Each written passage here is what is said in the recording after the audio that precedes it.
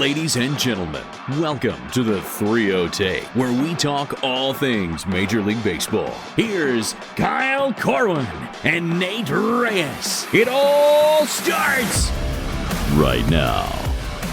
Welcome back to the 3-0 Take, presented by Big League Chew. This is episode 296. I'll be your host, Kyle Corwin, and I'm here with my co-host, Nate Reyes.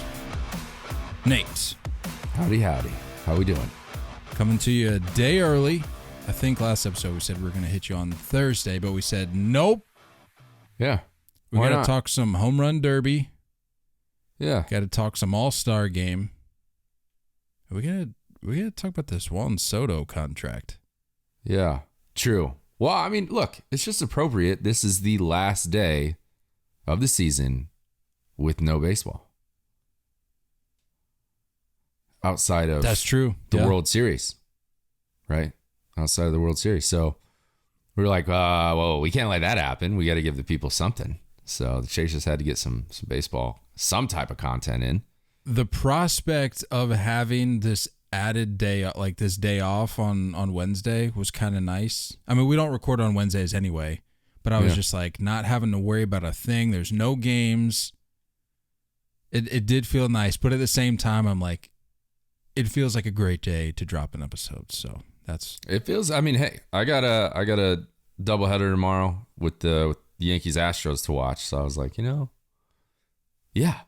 do it today. Yeah, what is that all about? I'm not into this. I think it's a cancellation from a couple weeks ago. A reschedule. I more so meant like the games in general, because I was looking at the schedule and what is it, like half the league plays tomorrow or something? Like, why not just give everybody? Because I remember that was what was it, last year? That was an issue where guys were like, well, we're not getting the same amount of days off for this all-star break, yada, yada, yada.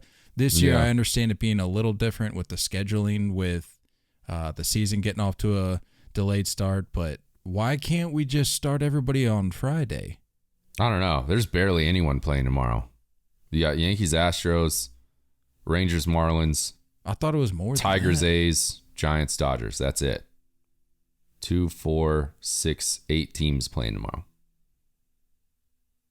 2 doubleheaders. Yeah, I don't like that. Not a fan. It's weird. Just weird. Not a fan. Give everybody the time they need. Start them on Friday. Figure it out. Figure out your doubleheaders elsewhere. Not a fan. Nate, I figured for the order of items to discuss, let's go back to Friday. I believe it was Friday that this Juan Soto contract news came out. It was reported that, and believe me, unless you live under a rock, you probably heard about it, talked about at the Home Run Derby and the All-Star Game. But for those who do live under the rock, declined a 15-year, $440 million offer from the Nationals, which would have made him the highest paid player in baseball history in terms of total money. That's key. Mm-hmm. And he would have been the 20th highest paid player on an AAV basis at 29.3. That's one of the kickers right there. I'm just going to go ahead and say it. Juan Soto is not the 20th highest paid player. No. In terms of what he brings to the table. No. That had to be fixed. And I think I mentioned this. I don't know if I texted this to you or maybe the group chat on Instagram, but this is such a unique opportunity to where he can go get a super high AAV over the next 6 or 7 years, and then he can hit the market again at 30. And there's not too many players that get an opportunity to do that. There's no point in committing yourself to 12, 15 years to an organization, especially this organization. So I think that's the biggest thing. And I think we all can agree that no one wants to be a national right now. They don't have the farm and they don't have any type of build-up to let Soto know that they are going to create something anytime soon. They're going to continue to be the only guy in that lineup that teams game plan against. And Like, well, what's the point of that? Why is that? Why would you want that? So go somewhere, get your money that you're going to get anyway, but also be on a team that at least has a chance. So I'm thinking high AAV. And if I was Scott Boras, I'd be saying, you know what? Let's look for a 6-7 year deal, maybe a 5-year deal with 2 options, to where you can hit the market again, because we know what this market does, right? I don't know why we're so astounded by these offers. I don't know why we're so like, wow, over 300, wow, over 400.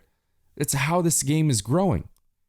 It's how it's going, right? You can go back 30 years and be like, someone made $4 million? Are you kidding? Right? And it's like, now you look at that and you're like, that's a slap in the face. That's what our market is doing. That's what our economy is doing. That's what baseball is growing into. So it makes sense. Why commit to 440 overall when you know that's going to be beaten out in 2 or 3 years by somebody, right? Somebody's going to come along and get a better paycheck. So I say hit the market twice, get a big payday twice. And there's not too many players that get to do that. And if whoever trades for him is smart, you extend him right away. Extend him right away. And because he's still got 2 years left of protection? With 2 years left, and that's got to be the only approach that's on the minds of these teams. Like you're not going to give up what you're going to give up, no. Which we'll get into in just a minute. What the Nationals are looking for. Yeah, you're not going to give that up for 2 years, or I guess technically 2 and some change. Yeah. Not going to do it. No, because this is going to take at least 2 of your top 5 prospects, whatever organization you are, at least 2, and then probably 2 potential all-stars that are big league ready right now. So according to John Heyman, the Nationals are expected to request a combination of the following for Juan Soto leading up to the trade deadline on August 2nd. A team's top 4 prospects, young major leaguers who I think I did see they have to be major league ready. So like they're looking for some guys that can make an impact right away. Mm-hmm.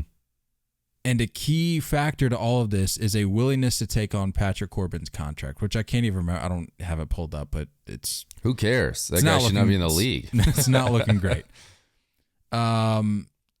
So like I said, you're not going to give that up and just roll your dice in free agency. Like you're going to have to lock them up right away. Just like different numbers, different situation, but same fashion as the Braves did with Matt Olson. Like you get your guy, you lock him up. All the questions go away. It's like, no, this is our guy. That's what you have to do with Juan Soto. Yep. And I think the most difficult part of this is GMs are going to have to maneuver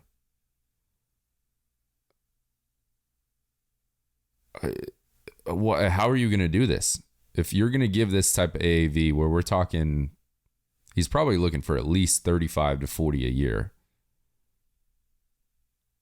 You got to either have a team that doesn't care about the luxury tax or a team that is kind of on the up and coming situation where they have a low payroll and he doesn't hurt them too much. I'm not saying the Orioles would do it, but you know what I mean, like that kind of thing. But the Orioles, I mean, you know what I'm saying, with a roster that's starting to get things going and starting to put some things together, but has somewhat of a manageable payroll at the moment. Let me ask you this: when this got brought up in our little group chat with our friend Ryan Ripken, and he threw it out there. Who did I say? Do you remember who I threw out there? I don't. Did you say those? I said the O's. This was last Saturday. So just want to put that on the record. I would like to see it. I truly in my gut, I think it's the Mets. You really do? I really do, and I think it's because of, their desperation with also the FU money that they have. And I don't think they're going to care about the luxury tax. I don't think they will. I would love for nothing more than for that to happen. They get him at the dedeadline. Mm-hmm. And still collapse like your prediction. Postseason. I mean, well, first off, I don't see this trade happening in season. Do you? I don't know. Who was it? Was it Ken Rosenthal? Who was it? No. No, I think it was Ken Rosenthal. It said as of a couple days ago that he could see the trade going down in the next 15 days. Which at that point, I don't know if mathematically does that take us right up to the deadline. I'm not looking at a calendar right now. It's right up to it or close to it. To make a claim like that, and again, I think it was Ken Rosenthal, it may have been someone else, don't quote me. But to make a claim like that, I mean, we can speculate all we want, but to go out there and actually put on record saying that there's a good chance that this gets done in the next 15 days. I think it's almost a lock that we're going to see. If it does happen, it has to be a 3-way trade. It has to be. What's your logic there? Well, I think that a team is not going to be able to give up that haul mid-season. You're not going to see a contender give that up. So I think the big league guys, the big league ready guys, are going to have to come elsewhere. You're going to have to come from like an A's, an Angels, a Marlins type of situation. And then the prospects are going to come from that contender. And the Nationals are going to get all of that. But your prospects, if it was just a 2-team trade, your prospects aren't going to be making the impact anyway. So couldn't you make the argument that the trade right? Could that's happen what I'm with saying. That's what I'm saying is that if you give up, you're not going to see a contender give up 2 or 3 big league guys. You're not going to see the Yankees give up. If you have the Gleyber depth. Torres, they're not going to give up.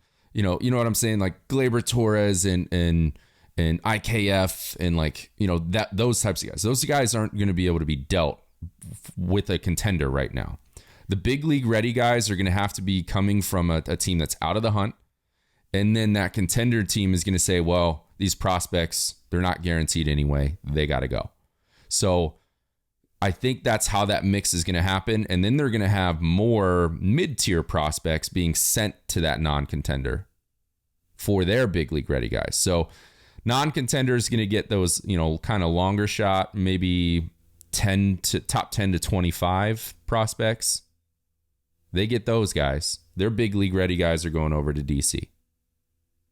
Your contender team, those are where what they say, 4, your top 4, like your first literally 4 prospects. Yeah, top 4 prospects. It's insane. But your top 4 prospects are going to go to DC. And then Soto goes to the contender.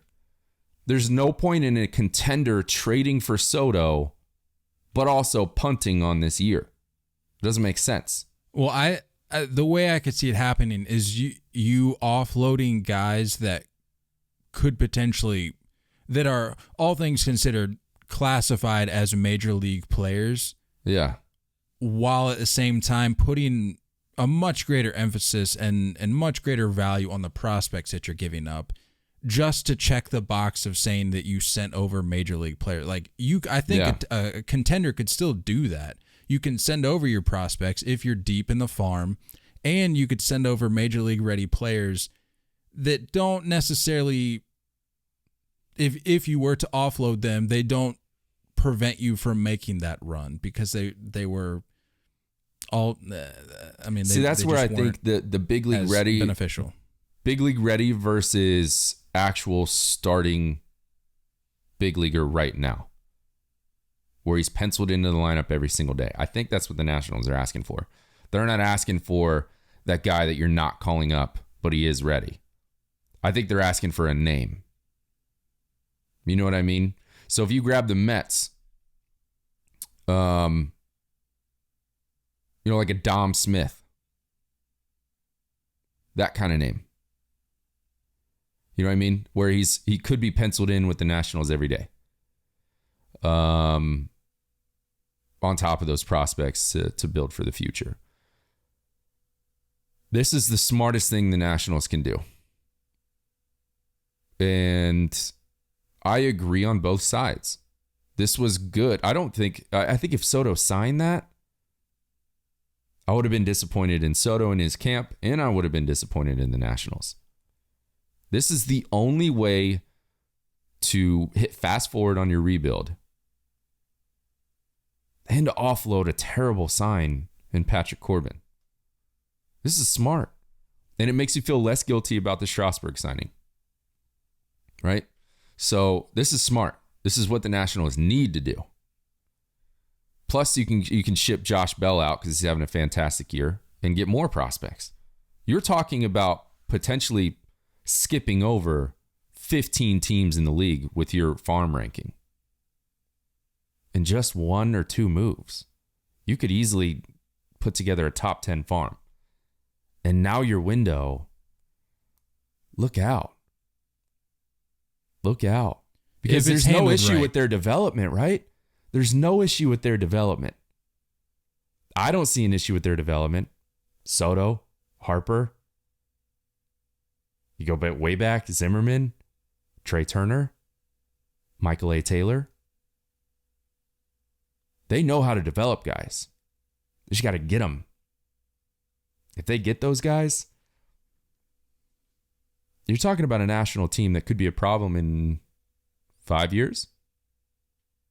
Well, that's the thing. If it's handled right. If it's handled correctly.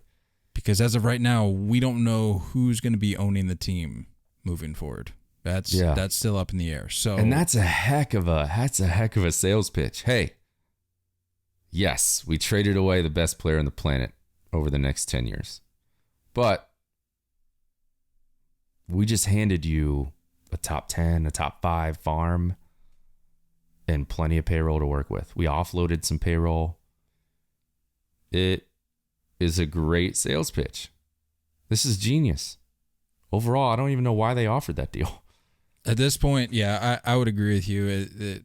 You kind of just have to get rid of him at this point. I know it's not set in stone, but I think the relationship at this point has been fractured. Like, you couldn't even he declines the contract, and then you fly him out on commercial to the All-Star game. Yeah. I don't know what happened there, what went down, but from the outside, it just looks like it just doesn't look like things are looking up for that relationship. And then you gotta set him.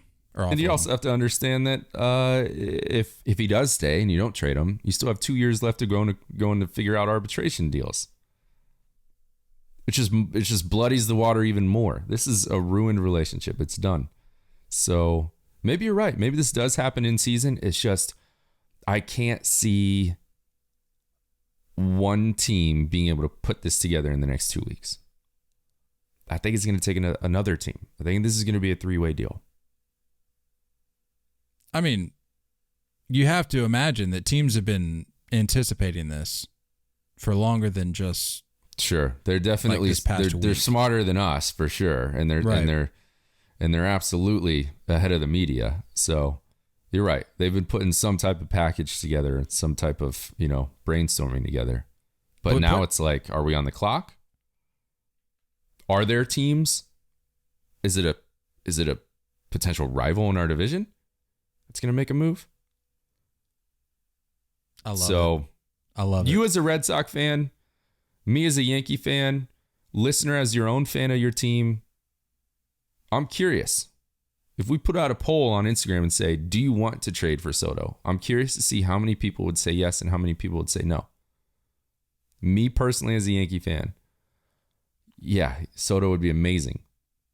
But not right now. I don't want it. You as a Red Sox fan? Oh, I'd absolutely love it. I said this on an episode a while back. There for a while, like the last few years, I've been kind of up in the air on like the value of prospects versus the value of things that we know. I have since I'm all in on trading for things that like forget the prospects. I don't care. Yeah, I agree. I agree on that part. You don't know, and you never will know until it actually plays out. Right. So why not build your team around players? This is a sure that thing. It's Juan Soto. What are we doing? Yeah. People are saying, like I've been reading comments like all the last week where people are like, well, Soto would be great, but I don't want to give up this name or that name. I'm like, put those names together in the same sentence and tell me who you'd rather have. Well, and for me, it's not about the prospects at all. I totally agree with you.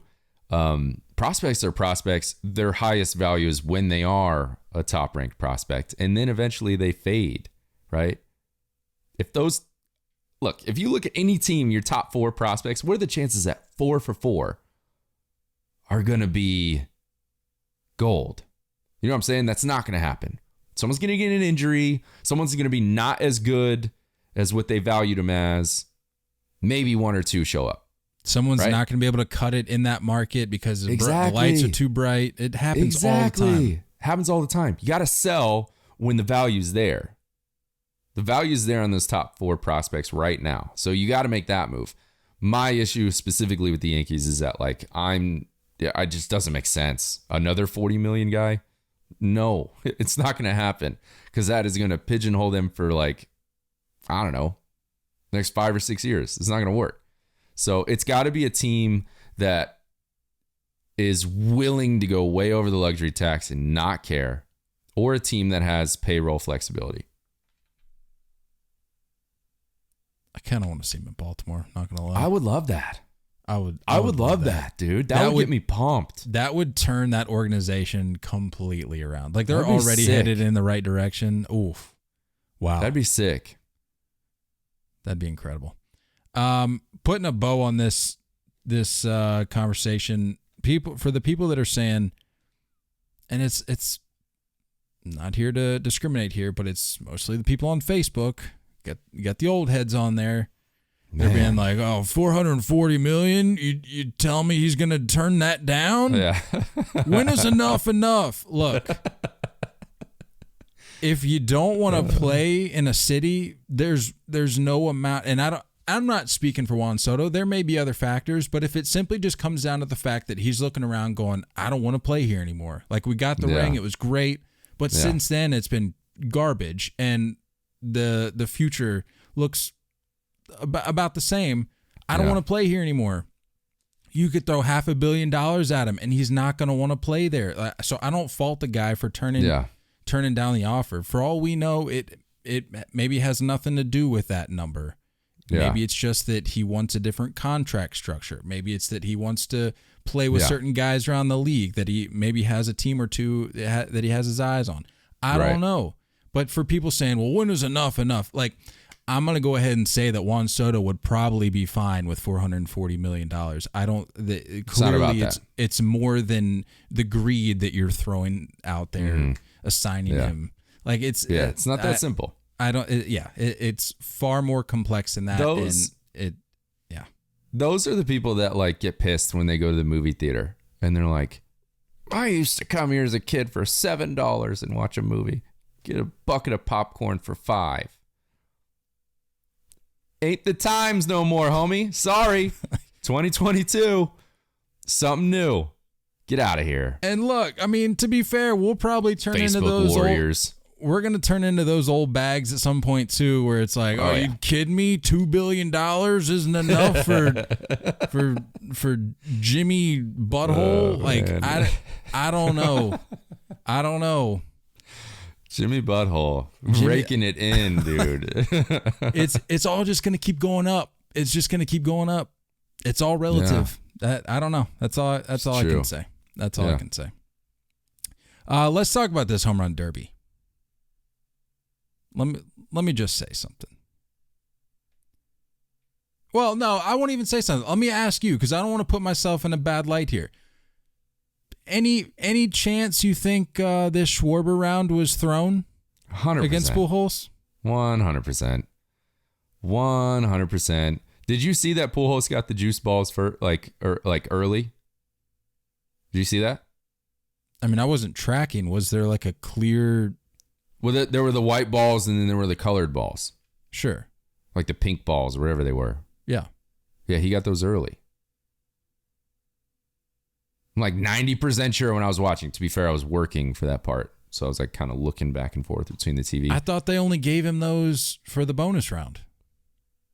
You're saying the red and blue, like the bonus balls? Yeah. He got those when someone else didn't. I don't know if it was the Schwarber round. I don't know if it was the next round. But he got those balls when he wasn't supposed to get them. I don't recall that, but that's an interesting development that I may have to go back and look at. Another interesting development. I think it was the tiebreaker. Was there a tiebreaker? Was he tied with Schwarber? Was that what it was? Yeah, it was the swing off because that's how he advanced. Because they tied. I think he got didn't he get the juice balls there, but Schwarber didn't? There was something that happened there. Either way, I do think Schwarber threw it. Like, I don't know if he threw it or somebody. Like, of all guys, I don't think Schwarber really cares. You know what I mean? He's like, I'm not that worried about it. That's fair. I think he can take that on the chin and just be like, whatever, it's cool. He's a legend. Like, I'm not going to make or break my name by losing this round. But there's no way that he just lost straight up. I don't buy it. I'm sorry. I don't. And apparently, I'm not a Pujols hater. I love Pujols. This is one of the greatest hitters of all time, arguably the best of our generation. There's just no way, dude. No He's like way. 48 years old. There's no way it's happening. Legitimately 48 years old. You can't tell me that man's 42 years old. It just doesn't. The man brought up a lighter bat as a backup for his first round. Like, we're not even talking like final round. His first round of the home run derby, he brought up a lighter bat. Yeah. In case he got tired. And he used it. Because and I think to be fair, he raked with it, but he did fine. He got the leg kick going, and it's just like you couldn't embarrass the guy. You can't embarrass him. You know what I mean? You can't invite them. You can't invite him there and then have him hit like 4 home runs and get bounced. But that's the thing. Everybody was expecting that, so it would have been okay. There wouldn't have been any embarrassment. It's like, all right, let's tip our cap. Let's come out and have the moment like they did where all the players that was a cool moment. Love got together. Yeah, that was cool, and apparently it was unplanned, which made it even more cool. So yeah. I'm all for that. But no. I don't think Schwarber just suddenly forgot how to hit home runs. There's just no way, dude. That guy's like an ox. That guy is just built like a tank. There's just no way. I'm sorry. I'm not buying it. Yeah, I don't care about the righty-lefty garbage where, it's harder to hit balls out to right field. No, it's not. It's Dodger Stadium. It's not that bad. Stop. No, hold on. Tell me, am I wrong? Isn't Dodger Stadium symmetrical, or am I way off there? I thought it was, but they're saying, I don't know, like the airflow through the jet stadium, stream and all that garbage like that. Okay. And you got gypped with your pick by Jose Ramirez going righty. What was that about? What? Jose Ramirez went righty. Why would he do that? What are you talking about? No, he didn't. Yes, he did. No, he went righty. That guy has way more pop from the left side, and he went righty. No, this is news to me. Why do I not remember this? Why did this not even register to me? I don't know, because he rolled over like his first he did 8 go swings. Righty. Wow. Yeah. Yep. Wow. They said, well, it's his dominant side. I'm like, I don't care. He's got way more pop. Also, dominant side, by the way, if you were curious, for those who didn't really play or don't remember, dominant side, your dominant hand is your top hand, typically. If you switch to the other side, dominant hand is on that bottom hand, on that knob. Barrel lags a little bit, you lose the barrel a little bit, you get a little more lift, but you get that easier pull through. That's what happens. That's why the dream is the guy that throws righty but hits lefty. Why did he hit righty? That didn't even register with me. Didn't even register. I mean, both of our picks got screwed. Yeah, Ramirez got bounced. Freaking. I mean, to be fair, he did lose to the eventual champion, so I'm cool with that. Yeah, but yeah, not. But Soto struggled, dude. Soto struggled throughout pretty much the whole thing. This was definitely the Julio Rodriguez show. And without fail, yet another home run derby where a guy just where we remember shows the out. hero, but not the winner. Like, this will be remembered as the Julio Rodriguez home run derby. Just like the Josh Hamilton and Yankee Stadium stuff. No one remembers more no one that. You remember the hero. Yeah. Like, no one really remember. I mean, Soto's got a little bit different of a situation with just all the buzz going on right now. So it's like a little different, but all things considered, this was the Julio Rodriguez show. Also, this is a minor thing. I'm kind of nitpicking here. It's a minor thing. I hate how the clock has made them just go, go, go, go instead of like actually counting. Because if you see when Soto ends it, he like pops one up and then it realizes that the last one he hit was a home run and then he launches his bat. He has like a horrible swing. Yeah, that was a weird ending. It's just like, it's a weird dynamic, and it's like there needs to be some type of like counter that the players can see. And I don't know, like somewhere big where Soto can see, okay, I only need one, and he hits it. He should know that that's the game winner, but no, he takes another swing and like pops it up to the shortstop, and then someone tells him he won, and then he flips his bat. I'm like, this was all just strange. I've got a lot of thoughts on what you're saying right now, so I'm going to try to wrangle it in before I forget my thoughts. First, and we may have to come back to this, I'm a fan of the untimed format better. I don't know if I've said before in the past that like, oh, this time thing is nice. No, you eliminate all of this confusion. Yeah. If you just have straight up rounds. Like, I get it, it's harder to package as a television production when you have the untimed, but they did it for how many years where it wasn't a problem, and then we're like, oh, let's make it timed. I don't like the time thing. To me, it's more intense. It's more engaging if you're hanging on to like every last swing because you don't know if it's going to be the final out, if it's going to be a home run, if he continues to hit home runs. It's like, how long is this guy going to go before he gets his 10th out? Right. All sorts of crazy things. My other thought, going back to the counting issue where you're like, well, they need to be able to see. I don't know if it would matter because did you see that apparently there was some rounds, I think actually it was the Schwarber round against Pujols where they counted the home runs wrong, where he actually was supposed to have tied or beaten Pujols or something, but they miscounted and it allowed, I guess, Pujols to advance. Miscounted. Yeah, that's what I'm saying. It's all a conspiracy. I don't know. It's weird. To me, it's really fuzzy when you've got guys. Another thought. Sorry, I'm just all over the map here. Like the pause. Yes, that guy. Like the umpire. That is the most worthless job. Go. No one's listening to him in the world. Like, why even bother? Also, why do you have him decked out in a major league umpire's uniform? What are we doing? Corny. That's ridiculous. It's weird. It's weird. Yeah. But we got to rein in the counting thing because it's like the BP throwers aren't paying attention to that guy. They're just peppering him in there. There's really no way of I mean, you'd have to have somebody like tracking every ball as they go out, but there's a lot going on. Camera, and that's hard. The camera's like up and down, dude, because of like the throws. They're like trying to get back to the pitcher, but then there's a ball in midair, but the next one's being thrown already. But the guy's saying yes, go, because it's clearly a home run, even though it hasn't gotten into the stands yet. I'm like, there's too much going on, dude. This is way too complicated. It should be home run or not, no clock. I understand maybe a little bit of a clock, like if the bonus round was a clock, where you get as many swings in as you can for 30 seconds after you did your 10 outs. A little bit of a hybrid there, but I'm with you. I think it's odd, but what I will say is that this makes guys way more tired. I did not enjoy. Maybe you limit like the amount of takes. You know what I'm saying? How many balls you have to take. Maybe you only get like 2 consecutive takes, and then you have to swing. Like I saw people ragging on the cameraman. They're like, "Oh, like be better with the camera." It reminds me of that scene in Balls SpongeBob. flying everywhere. Reminds me of that scene in SpongeBob where he's like, write that down. And Patrick's like, oh, oh. It's like, how do you keep track of that stuff? Yeah. It's crazy, man. Like Yeah, you can it's put just- you can put as many staff in there as you want. That's a lot to keep hold of.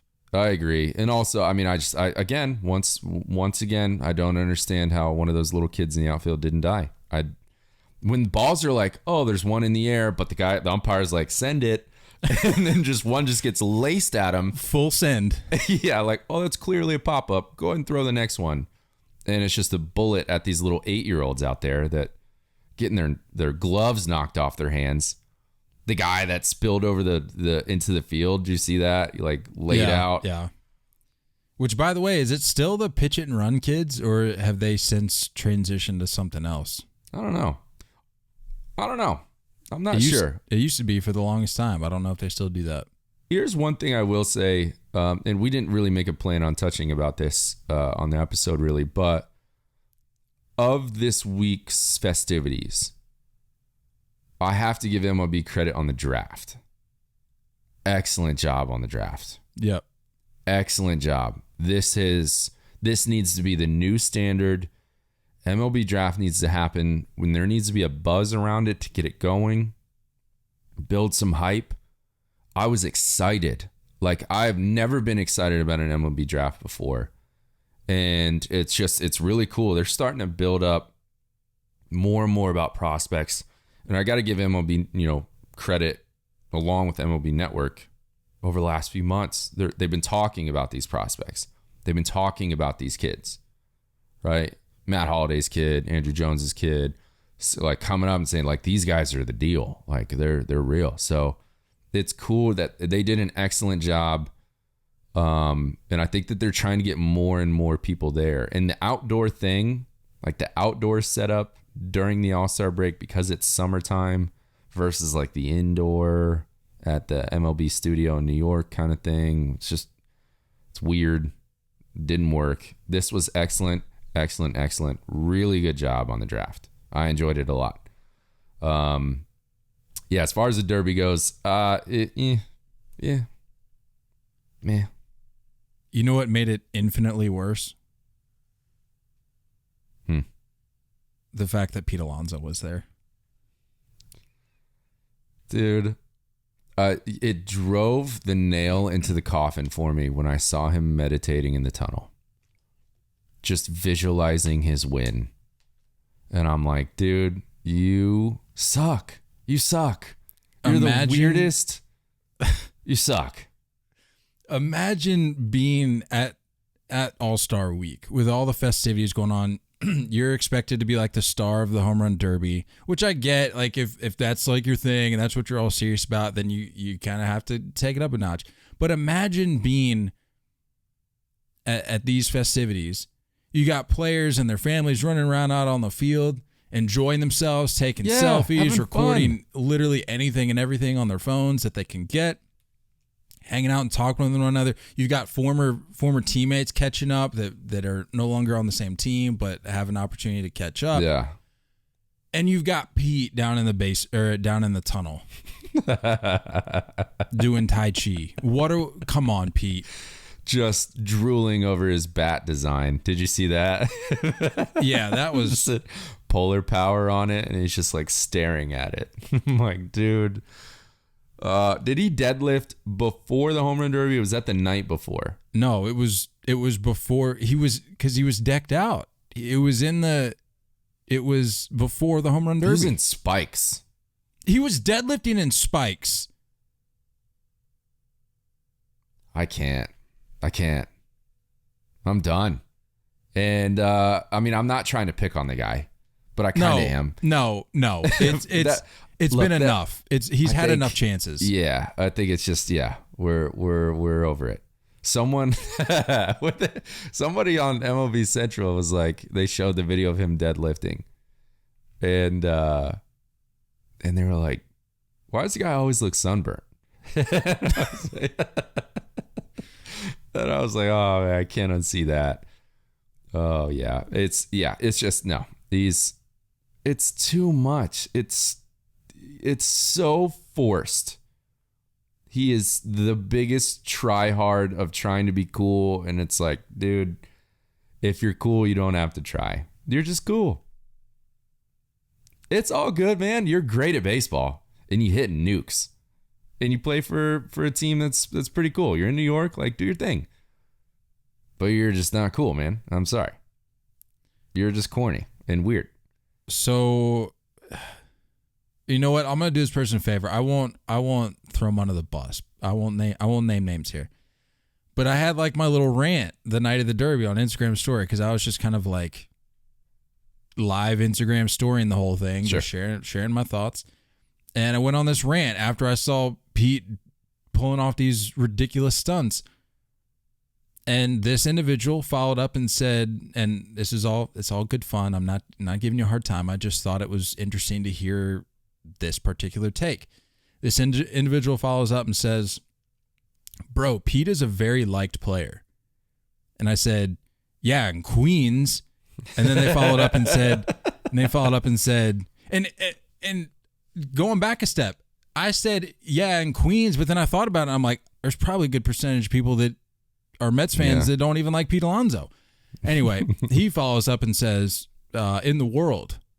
And I just sent like the thinking emoji, like, no, that's not the case. And then this individual comes back and says, I've never seen anyone on Insta or Twitter hate on Alonso. And I said, all right, now you're just playing with me. There's literally memes being created now. And then he said, maybe I'm just blind, and I said, go search Pete Alonso on Twitter. Didn't hear back. Yeah, dude. Sorry. And my last note on Home Run Derby. For the love of God, when that little, like, if I don't know if it's like a Make-A-Wish kid or like somebody that's a part of the charity, when he comes out with a towel and a Gatorade, you take a sip, sir. I don't care who you are. You grab that bottle, and you don't need to fucking drown it. You don't need to just slam the Gatorade. Wow. Take a sip. Take a sip. You gotta bleep me out on there. That's my bad. I got heated. Oh my gosh. Take a sip. Come on. That kid is just standing there with a towel and a Gatorade, and Pete Alonso's just looking right over his head, not doing anything, not saying anything, not addressing it at all. And the kid is just like, please, like, do you need this? Just standing there. Take a sip.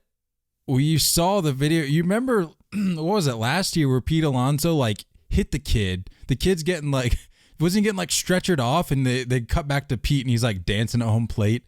Guy just doesn't care.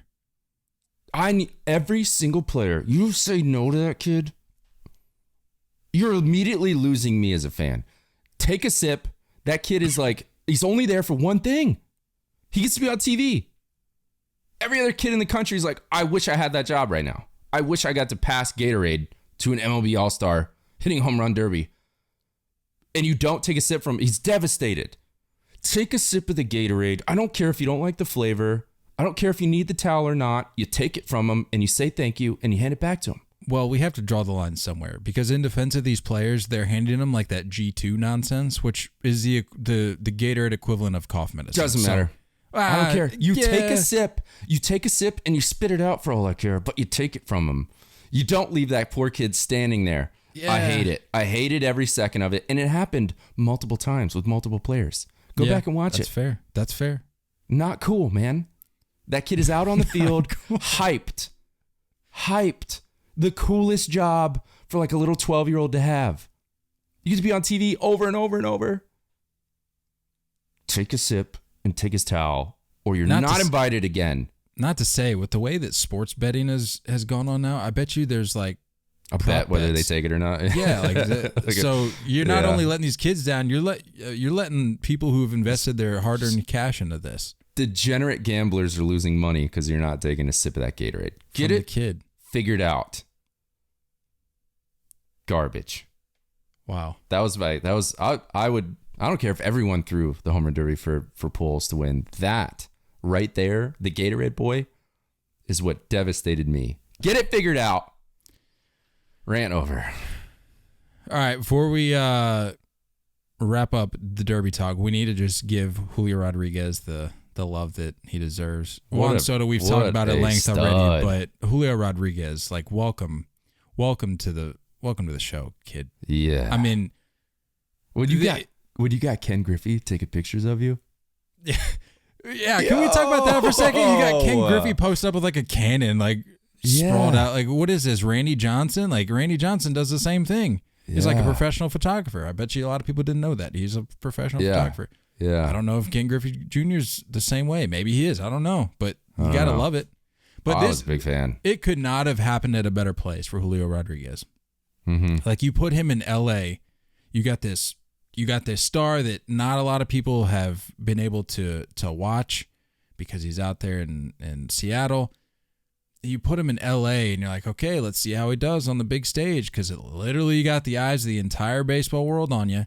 And he goes out there and does what he did. He put up, what was it, back to back 32 or 30? something? Yeah, 32 and then 31 in round 2, which I don't even know what the stat was, but it was like the first time in forever, if ever, that somebody's put up back to back rounds of 30 plus. That's insane. Stud. And I don't know if you noticed, the very, very, very first round, the very first pitch, his guy bounced it. Did you see that? And he swung and missed. I don't know if you watched the very first pitch. He swung and missed, threw something dirty, dude. Just threw like a little hook. And he's like started laughing. And I'm like, was that on purpose? Did you get my guy to loosen up for a sec? Because after that, he went off. Yeah, that first ball he hit, he touched. I was like, okay, well, let's buckle up. And I think he threw a little wrinkle in there and he bounced it, and Julio swung and everyone started laughing, and he started laughing, and I was like, I think that was on purpose. That's brilliant. If so, because it like relaxed him, and then just look out. That was cool. I almost made the mistake, and good thing it didn't work out, because I would have looked like an idiot. But right before the round started, because I had just finished dinner, and I was like, all right, I got to get this home run derby on, gotta get the takes rolling. One of my first takes, because I think it was that the first matchup? Well, I think it was. Yeah. Mm-hmm. Yeah. So I'm like, all right, Julio Rodriguez, right out of the chute here. Let me get the takes out. So I think I'm paraphrasing, because fortunately it didn't post because there was like some technical thing. The story just wasn't posting. But I was like, yeah, I don't know how this young kid's going to do, man. Let's see if the lights are going to be too bright for him. I think I'm taking Seager. And the thing was like, failed to post story. And then he goes out and hits 32 home runs. And I'm like, whoa, glad that didn't work. They made a good point on that, by the way. They were talking about on MLB Central. It's the same thing. They were saying it's cool that he got to go first, because we wouldn't have seen that type of performance if he went second. He would have just, hit the walk off and then ended the round. Yep. So it's cool that he got to go first both times, because he put on a show. This was hands down the Julio Rodriguez show. This is what we're going to remember it as. Good for him. I like it. He's on the scene now. Yeah, and that's exactly what I was saying. It couldn't have happened at a better place, because you've got him in L.A. with all the stars, just the height of baseball. You got, like I said, you got all the baseball world's eyes on you, and he goes out there and does what he did. Yeah, this puts him in a fantastic position moving forward. I'm not going to necessarily say he's a household name, because he's still a young kid, but now people know, even for the non-Seattle Mariners fans, even for the East Coast fans, without a doubt, who Julio Rodriguez is now. And that's the whole point of this. That's what this should be about, is growing the game to where you start to see other names that you don't get to see on a regular basis. And now people are going to start watching Mariners games because of him. Great job. Which didn't really have any intention of getting into this conversation, because we were talking about their streaks, I think last episode before the All-Star break. But I think the Mariners are up to, 14 in a row now? Mm-hmm. Yeah. Wow. People are going to be tuning in. Dude, it was so close for that. They were hovering. Hit. They were hovering over that button. So close. Go off. I said, take your panic button and shove it where the sun don't shine. Let's talk about this All-Star game. But before we do that, we've talked a lot about kids and getting kids more involved. I think we know some people that do a pretty good job of involving kids in the game of baseball. BLC, baby. Big League Chew. Founded by former left-handed pitcher Rob Nelson, Big League Chew started from humble beginnings in the Portland Mavericks bullpen in 1977. For more than 40 years, the iconic pouch is packed with shredded, flavorful bubble gum has become the #1 shredded gum of athletes everywhere. Big League Chew has sold more than 900 million pouches and is designated as the Hall of Fame bubblegum. Grab some gum and head to Big League Chew's social media channels at Big League Chew on Twitter, at Big League Chew Gum on Instagram to show off your Big League bubbles. You can also find a list of retailers or purchase any of their products directly from their website at bigleaguechew.com. BLC, Big League Chew, the gum that you need to have. Big League Chew. 9 straight for the American League. I mean, look, when let's does it be end? real. I know. It's When just does it end? people don't know. People don't get it. They don't understand. They say, oh, we've got this star, we've got that star. Well, Don't matter. really doesn't. Don't matter. No. I mean, it's becoming a regular occurrence. It's been a regular occurrence. Yeah. 9 straight, but I'm sure it's like 13 out of the last 15 or something like that. Yeah, I mean, bias aside, that's it. Come on. Come on. Yeah. Come on. Let's Let's be real here. Come on. And I think Jinx, you owe me a soda. I mean, come on. the star of the show, like I get like it was either Stan or Buxton getting the MVP. Like I understand that. Like it's just like, yeah, the home run, the home run is the flashy part. But if you could like share an MVP, it's probably all the relievers that came in for the AL. I saw, which look out. Again, going back to just things that didn't register with me, because apparently there's a lot, because you've informed me on a lot of things that I just didn't see. I saw after the fact that Emmanuel Clase was, a pitch away from an immaculate inning to close it out? I'm like, yeah. Any other time doesn't do it for me. But to do it at an all-star game, like, okay, like I can dig that. And I'm like, I mean, these relievers showed out. And then you got Liam Hendricks on the mic, which... Let's talk about the mics for a second. You know what? Before we even do that, I'm going to go ahead. I'm going to put my hand up because I put out a tweet when I saw I think it was was it the first guy that they mic'd up? Was Alek Manoah the first guy they mic'd up? I think that's what I remember seeing. I was still working for the first half of the game, so I was on mute. I think on the field, he was the first guy they had mic'd up. Mm-hmm. And when I saw the earpiece in the ear and the wire like flopping around, I'm like, okay, look. I've come around to miking up guys in the All-Star game. Like I'm not some old head, but it's just the way. And we've been doing this podcast for a long time. We've had a couple All-Star games under the belt. We've talked about this before. It's not that you're miking up the players. It's just how you're going about it. And when I saw the earpiece and the wire flopping around on Alek Manoah, I said, "Oh no, this is where we draw the line. Like we've gone too far. We're doing too much." And then I remembered that Joe Buck was not calling this game. And I said, all right, let's let it play out. Let's let it play out. Let's see how it goes. And boy, was it just incredible. Even more incredible, I would argue, Nestor Cortez and Jose Trevino. That was probably my favorite part of the entire game. It was. And we both agree on this. It's not the interview questions.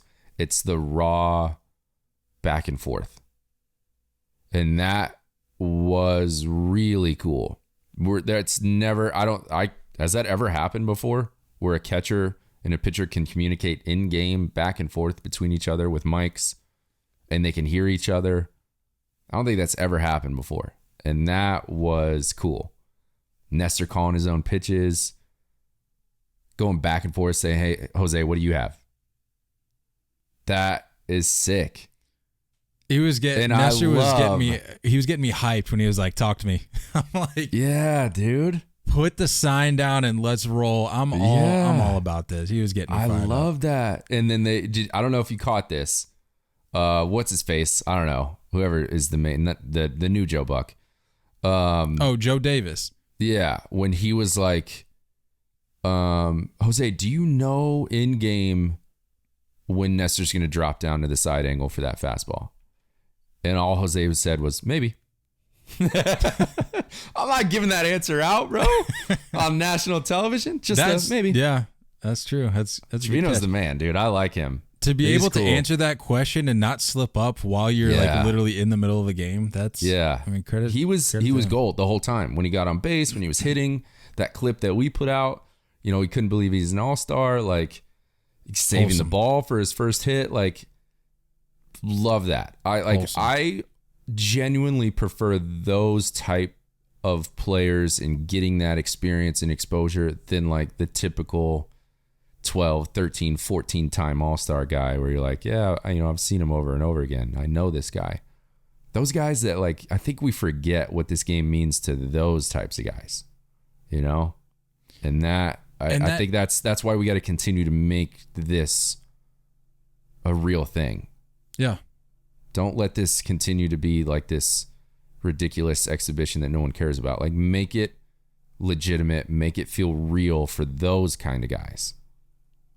And that goes back to the whole reason I got frustrated with the Manoah thing when I first saw it, is because it's like, I want these guys. I mean, they can do what they want. Like if they want to do it, it's fine. But like as a baseball fan, I would hope that these guys would be able to be given the opportunity to just soak it in and not have to worry about answering a bunch of questions. And that goes back to my point about Joe Buck not calling the game, because that's where my frustration stemmed from. Because if you go back and listen to old All-Star games where he was asking them questions in game, did a terrible for a they're like long reporter questions. They're like long-winded questions, and the answers had to be long-winded. Right, and it was always broken up like over the course of multiple pitches. So he's like, "We'll get your answer like after this next pitch," and it was just that for the entire All-Star game. So when I saw that, I'm like, it's probably just gonna be more of that. Credit to Joe Davis, for kind of reading the room and being able to understand like what kinds of questions you can ask and what kinds of responses people would be interested in short windows of time. Like you're not going to be able to get those long-winded answers, but he did a great job. And then that's when I changed my whole tune on it. I was like, you know what, this is fantastic. So again, hand up. When I saw it at first, I was like, I'm not really into this. But by the end of it, I was like, I love it. Yeah, and I think it's just cool because like getting Trevino as like getting a catcher, I think was really unique because you get like the guys coming up to the box, like when Travis d'Arnaud's like, congrats bro, like gave him a hug, and like that's so cool. Like that, I love that. Like two guys just being genuine and being like, you earned this, props to you. Like I like that interaction. I need to hear more of that. That's cool. Perfectly done. Excellent job. I think that's one of my favorite parts about All-Star Week is seeing the interactions of these guys, even who are within the same division. You got like, I saw a picture today. I was scrolling. I saw apparently Pete Alonso was running through first base drills with Ron Washington. I'm like, for just a day, I love that we can take strategy and throw it out the window. We can take inside knowledge and throw it out the window. And you can just have guys like in a very Sandlot-esque fashion come from all these different walks of life, come from these different teams, these organizations, divisions, whatever you want to call it. You put them together on the same field. Yeah. And they're just out there playing baseball. Did you hear that Smoltz story that Roy Halladay learned his cutter from Mariano Rivera at an All-Star game? Yes. Yeah. I mean, that's what you get. I mean, that's gold. The All-Star, that moment right there changes the course of baseball history because of what happened at an All-Star game. That's gold. So I think I get it. I can see why the game doesn't necessarily have to decide the outcome of home field advantage or something like that. I think if the game could mean something, just something, I don't know what, but like if it could mean like an AL team gets to host next year's All-Star game, something like that, if they win or vice versa. I mean, let's be real. AL would be having a whole lot of All-Star games. We'd run out of that pretty quick. Well, I feel like they need a long time to prepare for stuff like that. So I don't know. Yeah, it's true. It's fair. Be a quick turnaround. That's fair. But just something where it's not as important as a World Series home field advantage, but just something that it's worth playing for. And yeah, I don't know. But how'd you feel about the Jackie Robinson stuff in the beginning? Did you like it? Let me just say this. Major League Baseball, find more ways to involve Denzel Washington in things. Yeah. Like, I don't even care what it is. Yeah. Just have him narrate every year's World Series DVD. Yeah. Like, I don't care. Just get Denzel into more things. And for the Jackie Robinson thing, I think that was super cool. I thought the fact that Rachel Robinson's 100th birthday fell on the day of the All-Star game in Los Angeles for the Dodgers. Yeah. Come on.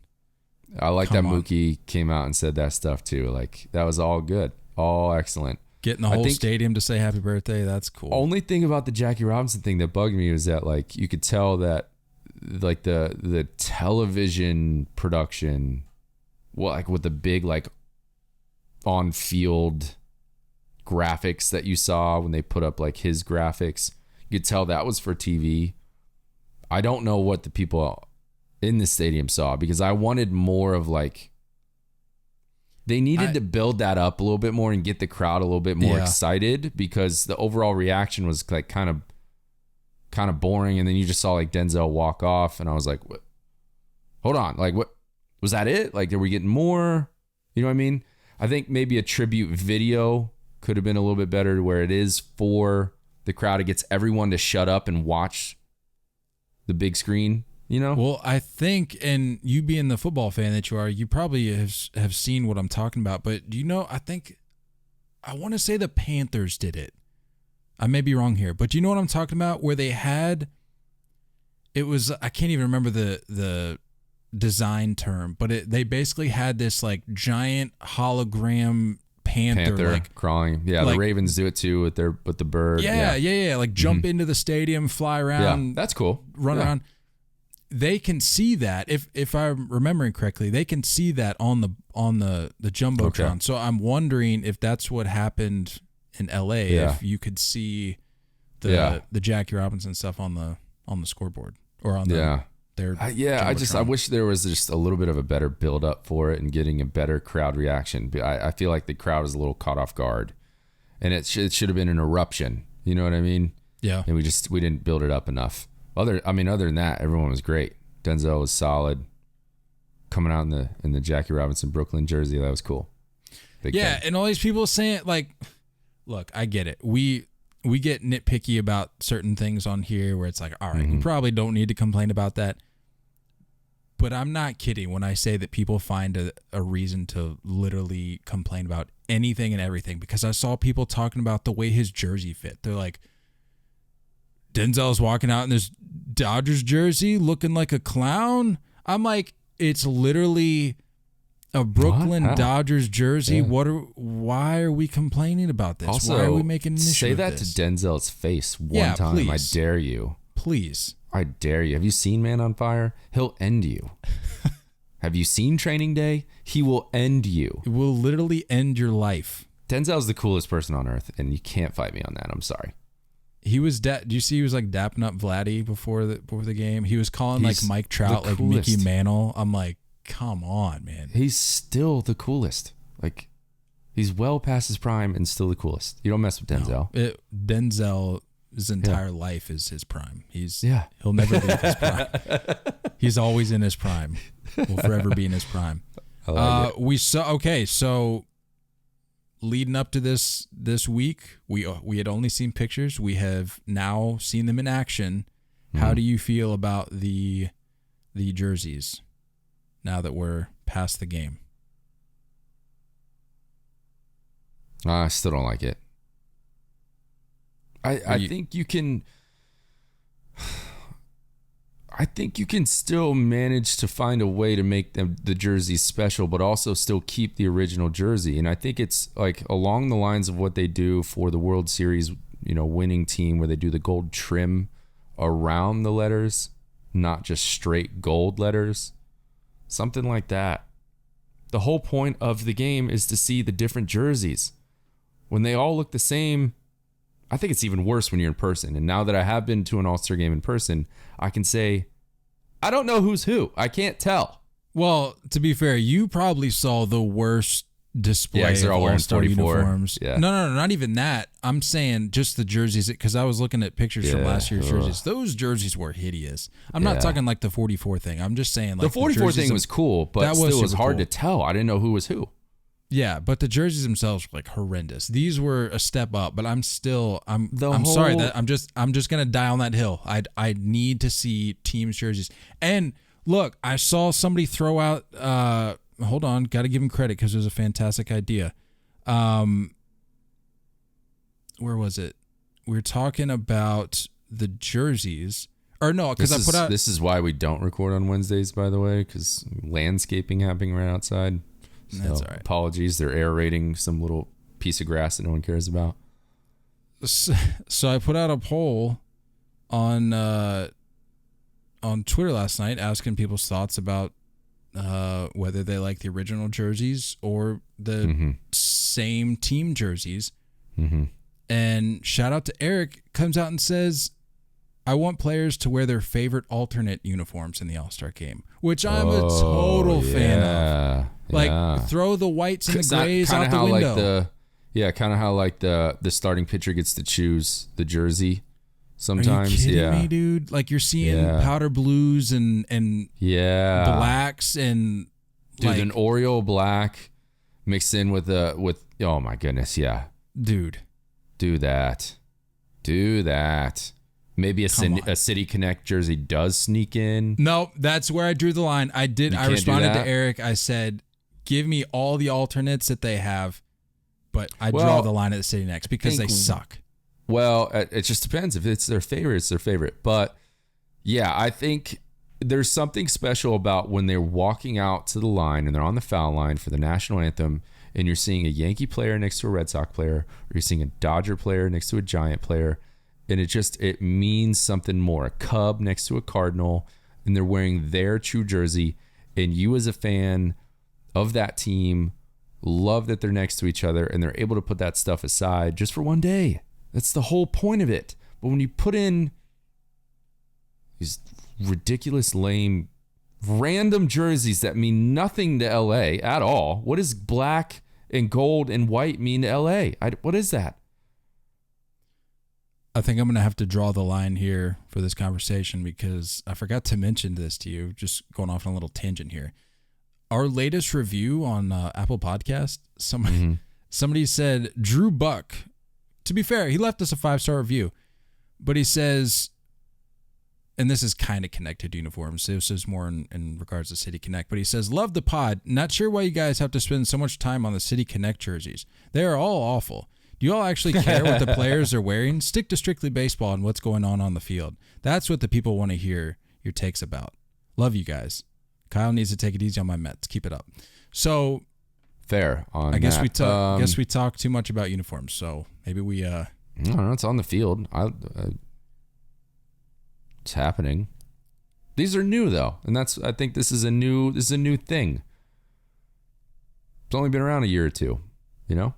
Sorry, that's the hill I'm dying on. Give me the alternates idea. Love it. Give me that. But but it's got to be like the traditional alternates for you, huh? Yeah, no City Connect. These like assimilation jerseys. No. Yeah. No. Make it unique. Like, let these teams and these players feel a sense of pride that they're wearing like their threads. Yep. And like, sure, you can find ways to spice it up a little bit, give it a little all-star touch, but give me why? Give me their jerseys. You know why? It's so they can sell more jerseys. Exactly. That's all it is. They're brand new jerseys that people have never seen before, and that hopefully people buy them. It's a gimmick, I know, but still, like, I think Nike's fine. I'm gonna go ahead and I'm gonna go out on a limb and say Nike's okay. That's what I'm saying. You still make it an all-star theme without everyone being the same jersey. It's not that hard. Like I really, really want to get a Mo jersey, but I want like the when the Yankees like legend passes away, they do the black bar around the sleeve and then it has the number above it. When Mantle died, so you have the 7 on there. 7. I'm like, that's just cool to me. Like I think of that in a certain time and era. That's the type of jersey I want. Same thing. You do that for an all-star game. I do like the star patch with the number of All-Star appearances. Yeah, That's fan cool. Of that. Big fan of that. Cams. Why is this like? Why do we have to wait till baseball? Wait, you don't like them? They're okay. I love them. And I was going to say, like, why do we have to wait until the All-Star game every year to see more of this? Like, it doesn't make sense. That's fair. It's such an easily accessible medium of baseball content that's just, like, there. Like, it's not interfering with the game. Like, you're not adding on extra equipment to guys that are playing. It's literally just a guy calling the game. See, I saw a post the other day where it was like Sammy Sosa in Milwaukee where he's hitting balls like over the slide and stuff. And the camera angle was in front of the L screen. You never saw the L screen. And they were like, please bring this angle back. And I'm like, I definitely agree there. I can get on board with that. Like, I just... With the technology they have and like the camera setups you can create now, like how is there not just like the ball? How is there just not like 1,000 cameras for this thing? Like, yeah, you should have an angle for everything. Yeah, agreed. I don't know. I think we covered most of it. Is there anything I'm missing? Give me a grade. Give me a grade on this whole All-Star festivity. The whole week? All of it, the whole week in LA, including the draft, all of it. We going like letter here? Or we going scale of 10? Scale of 10. Throw in the decimal if you'd like. I'll go...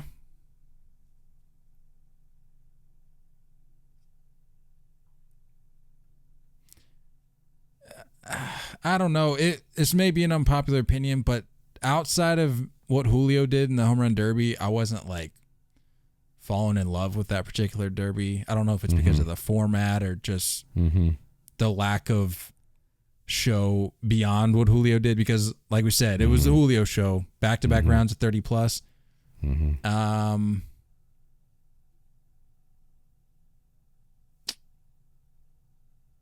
I don't know why I want to say like a 7-8.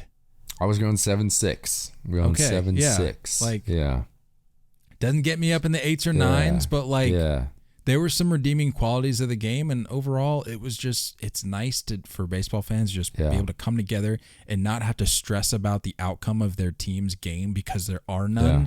We can just watch a game of like no issue, no result baseball. Yeah, I get what you're saying. All right, last grade here.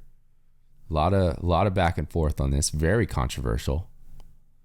Give me a grade on friend of the pods, Greg Amsinger's fit. Dude, no. During the red carpet walk. Give me a grade. Don't put me on the spot like this. Give me a grade. I don't want to hurt Greg's feelings, but give me a grade. He needs to know the truth. It's not my style, but there's people out there that look at that and go, the dude's fit is fire, but that's just not me. Like, I will never, well, never say never because things change. But as it stands right now, as far into the future as I can see, which don't know how far that is, but I'd like to think it's far enough to know that I'm never going to wear shorts as a part of a suit or any sort of formal outfit, because that's just not me. That's just not my look. I can't pull that off. Greg, I'm not saying for you. How'd it look on Greg? That's what I'm going to say. Greg, credit to Greg. That man can pull off whatever he wants. And we talked about it in our interview with him. He was like, I don't own a t-shirt. Because like, I think we told him we were going to like send him a shirt. And he was like, you're just adding to my collection. Straight drippy. I'm going 8.8 on him. 8.8 on the fit. Okay. The tan, my guy had tan going. Come on. He had the white shorts, the white loafers, if the we're gonna light blue jacket. If we're going to rephrase, the hair was on point, sunglasses, 8.8. If we're going to rephrase and say for him, specifically for him, not just like my general thoughts on the look. If we're looking just at Greg, I can get up there with you. I'll go like 8.4. All right. I'll go 8.4, 8.6. Somewhere up in there.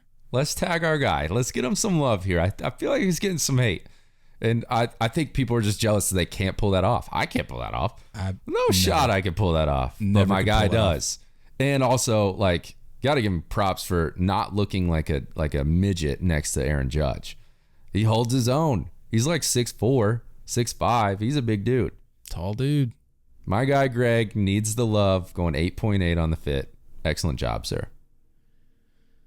Excellent job. I think that about does it. No weekend series previews because there's still a lot up in the air right now. Teams are collecting themselves with pitching matchups and all that. So no weekend previews. But look, just watch baseball, man.